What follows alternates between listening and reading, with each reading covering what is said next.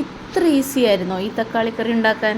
ഞാൻ എന്താ ചെയ്തേ, പെട്ടെന്നൊരു പാൻ എടുത്തിട്ട് അതിലേക്ക് കുറച്ച് തക്കാളി ചെറിയ സ്ലൈസസ് ആക്കിയിട്ട് അരിഞ്ഞിട്ടു. അതിലേക്ക് കുറച്ച് സവാളയും ഇട്ടു.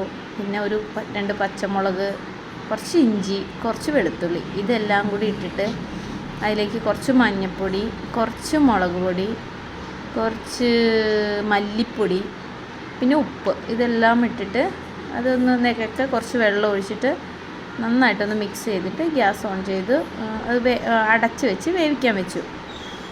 അതിനുശേഷം കുറച്ച് നേരം അത് വേവാനെടുത്തു. നന്നായിട്ട് തക്കാളിയൊക്കെ ഉടഞ്ഞ് സവാളയൊക്കെ നന്നായിട്ട് ഉടഞ്ഞ് വന്നപ്പം ഞാൻ കുറച്ച് തേങ്ങ എടുത്തിട്ട് അത് മിക്സിയിലൊന്ന് നന്നായിട്ട് അരച്ച് വെച്ചിട്ടുണ്ടായിരുന്നു. അതും അതിൻ്റെ കൂടെ നമ്മൾ ഒഴിച്ചു കൊടുത്തു. എന്നിട്ട് നന്നായിട്ട് ഇളക്കി. അപ്പോൾ വെള്ളത്തിൻ്റെ കുറച്ച് ചാറ് നന്നായിട്ട് വേണമെങ്കിൽ നമ്മൾ എന്ത് ചെയ്യണം, അതിൻ്റെ കൂടെ ഞാൻ എന്താ ചെയ്തത്, ഇച്ചിരി ചൂടുവെള്ളമാണ് ഒഴിച്ചു കൊടുത്തത്. നന്നായിട്ട് ഒഴിച്ചു കൊടുത്തിട്ട് നന്നായിട്ട് മിക്സ് ചെയ്ത് നന്നായിട്ട് തിളയ്ക്കാൻ വെച്ചു.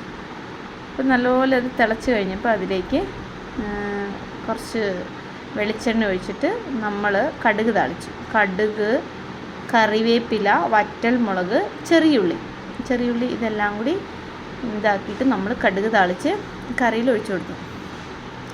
ഇത്ര ടേസ്റ്റിയാണ് ഈ കറി എന്ന് ഞാൻ അറിഞ്ഞില്ല. നല്ല ടേസ്റ്റ് ഉണ്ടായിരുന്നു. എല്ലാവരും ഒന്ന് ട്രൈ ചെയ്യണം. വളരെ ഈസി ആയിട്ട് ഉണ്ടാക്കാൻ പറ്റും. എന്ത് കറി വയ്ക്കുന്ന ആലോചിച്ചിരുന്നപ്പോഴാണ് ഇങ്ങനെ ഒരു ഐഡിയ വന്നത്.